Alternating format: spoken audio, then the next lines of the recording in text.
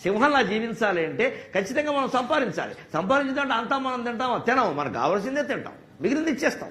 ఎవరన్నా దాన్ని మన వాళ్ళు బతుకుతారు. అలాగ వస్తే ఆవేళ ఏం జరిగిందంటే ఆ కిరాతులు వచ్చినప్పటికీ వేటాడదామంటే ఇబ్బంది ఉంటుంది. సింహం ఏనుగుని చంపాక ఏం చేస్తుంది? కిందికి దిగుతుంది కదా, నడుచుకుంటూ వెళ్ళిపోతుంది హుందాగా, దానికేం భయం లేదుగా, దాన్ని ఎవరు చంపుతారు? వెళ్ళిపోయినప్పుడు ఆ గోళ్ళకి కాళ్ళకి వేళ్ళకి అంటుకున్న నెత్తుటి మరకలు కింద గుర్తులు పడతాయి. దాని అడుగు జాడలు ఎరుపు రంగులో ఉంటాయి, నెత్తుడి రంగులో నెత్తుడి మరకలు. దాన్ని బట్టి కిరాతులు గుర్తుపట్టి అది గుహలో విశ్రాంతి తీసుకుంటూ ఉండగా చాటుగా వెళ్ళి చంపుతారు. అంతేగాని సింహం I want to kill you please come అని ఒక వాట్సాప్ మెసేజ్ ఇస్తే రాదది.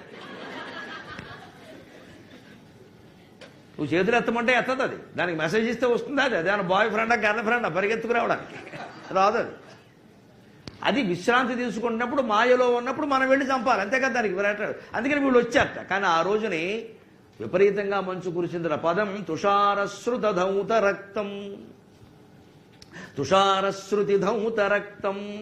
విపరీతంగా మంచు కురియడం వల్ల ఆ సింహం కాలి అడుగులు గుర్తులు ఉన్నాయే, నెత్తుటి మరకల గుర్తులు అవి చెరిగిపోయాయి. మరి మంచు కురిస్తే పోతాయి కదా. దానివల్ల సింహం ఏ దారిలో వెళ్ళిందో తెలియట్లా. కాబట్టి వీళ్ళు అనుకున్నట్టు రేస్యంగా ఏమిటోరా సింహాలన్నీ ఇక్కడే ఉంటాయి, దిక్కుమాలిన కొండ, మంచు కూడా ఇక్కడే కురుస్తుంది, ఇవాళ గుర్తులు కనబడడం లేదు, సింహాన్ని ఎలా చంపుతావరా?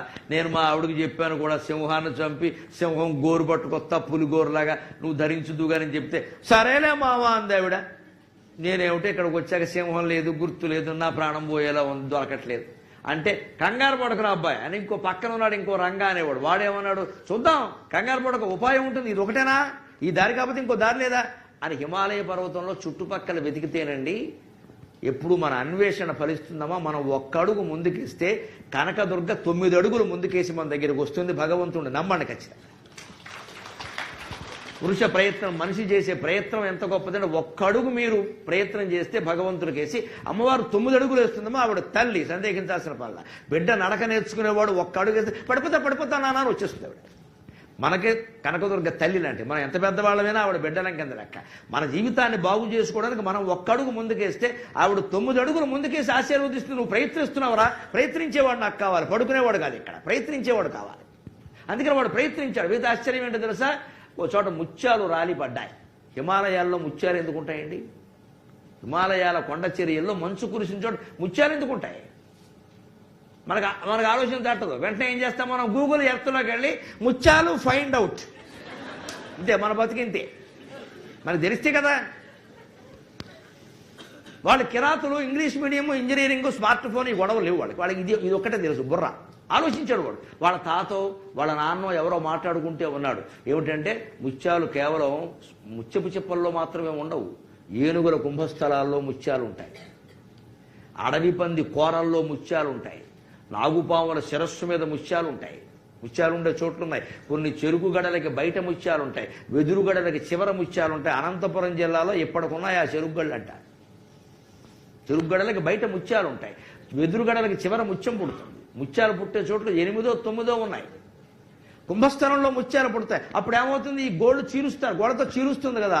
ఆ చీల్చినప్పుడు గోడల్లో ముత్యాలు ఇరుక్కుంటాయి. ఎందుకు ఇరుక్కుంటాయి? సింహం గోళ్ళు ఎలా ఉంటాయి? వంకర టింకరగా ఉంటాయి. ఎందుకుంటాయి? దానికి నైల్ కటింగ్ చేసుకోవడం తెలియదు, దానికి నైల్ కటింగ్ చేసే మనిషి ఇంతవరకు పుట్టలా. ఇవన్నీ కారణాలే. ప్రకృతి మనకు సహకరించింది. ఆ వంకర టింకరగా ఉన్న గోళ్ళు కారణంగా ముత్యాలు అందులో ఇరుక్కున్నాయి. అవి ఏమయ్యాయి? కిందికి దిగి ఏనుగును చంపి ఈ మంచులో నడుస్తున్నప్పుడు కింద జారిపడ్డాయి. ముత్యాలు అందులో జారిపడ్డాయి. ఎందుకు జారిపడ్డాయి? మంచు కురవడం వల్లే జారిపడ్డాయి. ఆ మంచు బాగా కురిసింది కదా, ఆ నీళ్లు గోళల్లోకి వెళ్ళాయి. అప్పుడు లూజ్ అయింది, వదులైంది, ముత్యం జారిపడింది. అంటే ఏ మంచు కారణంగా నెత్తుటి మరకలు చెరిగిపోయాయని నువ్వు అనుకుంటున్నావో ఆ మంచు కారణంగానే ముత్యాలు జారిపడ్డాయి. ఏ ఉద్యోగం పోవడం వల్ల, ఏ వివాహం విఫలం కావడం వల్ల, ఏ జీవితంలో తగిలిన దెబ్బ వల్ల జీవితం దెబ్బతిందని నువ్వు అనుకుంటున్నావో అక్కడి నుంచే నీ జీవితం మరో మలుపు తిరగబోతోంది మిత్రమా. Wait it.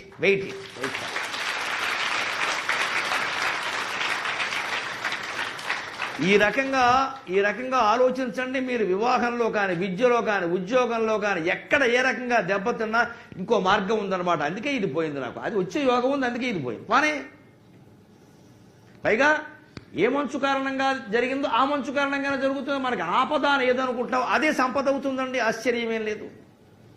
అప్పుడు వీళ్ళు ఆలోచించారు. పైగా ఇంకోటి ఆలోచించండి, చెరిగిపోయింది నెత్తుటి మరకల మార్గం, తెరిచి ఉన్నది ముత్యాల మార్గం. జీవితమే మిథ్య అని వాళ్ళు ఆలోచించేందుకే తెరిచి ఉన్నది ఎప్పుడు ముత్యాల మార్గం, పోయింది ఎప్పుడు నెత్తుడి మరకల మార్గం. ఇంకోటి ఆలోచించండి, లోతుకెళ్ళిన కొద్దీ జీవితం అర్థమవుతుంది, సాహిత్యం అర్థమవుతుంది. నెత్తుడి మరకల మార్గంలో వీళ్ళు వెళ్ళుంటే సింహం దొరుకుతుందని గ్యారంటీ లేదు. సింహానికి వీళ్ళు కూడా దొరకచ్చు కర్మగాలితే. కానీ ముత్యాల మార్గంలో పెడితే ప్రయోజనం ఏంటంటే సింహం దొరకపోయినా ముత్యాలైనా దొరుకుతాయి.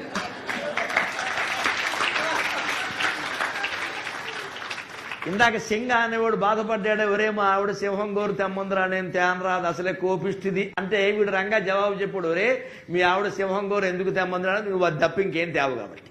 కానీ నువ్వు ముత్యాలు పట్టుకెళ్ళావనుకో, ఆడవాళ్ళకి ముత్యాలు ఇష్టమా, ఈ సింహం గోరు కాకి గోరు వాళ్ళకి ఎందుకు పని, నువ్వు అంతకుమించి ఏం తేలేవు కాబట్టి అది అడిగారు. కానీ నువ్వు ముత్యాలే పట్టుకెళ్ళి దండగా ఆవిడ మెడలో వేయగలిగితే అంతకంటే ఆనందించేది ఏమైనా ఉందా? రేపటి నుంచి ప్రతిరోజు ముత్యాలున్న చోటుకి వెళ్ళు మావా అంటుంది ఆవిడ.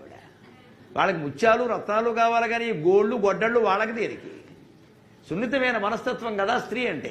ఆ మాత్రం అర్థం చేసుకోకపోతే ఎలాగా అని అంటే ఆ ముత్యాల మార్గంలో వెళ్ళారండి, వాళ్ళకి పని జరిగిందని చెప్పారండి కాళిదాసు.